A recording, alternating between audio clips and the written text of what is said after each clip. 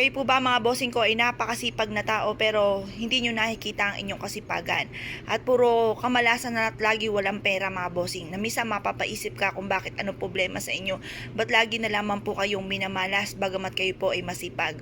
Subukan nyo po ito mga bossing dahil nagtataboy ito ng kamalasan, lalo na pagdating sa usapin ng pera.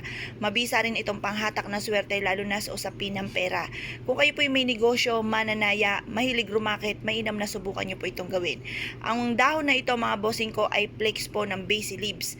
Ang basil leaves ay isa sa mga pinakamabisang pang-attract ng for abundance. Gamitan din po natin ito ng barya. Kahit magkanong barya or kahit dollar na barya, pwede po yan mga bossing. Hugasan nyo lang muna itong mabuti at pagkatapos patuyuan sa sinag po ng araw sa umaga. Gawin nyo po ito ng 6:30 or kaya alas 7 at ito po ibibilad pa natin hanggang alas 8 lang ng umaga ang paggawa ng mga pampaswerte. Ang mga oras na yan ay for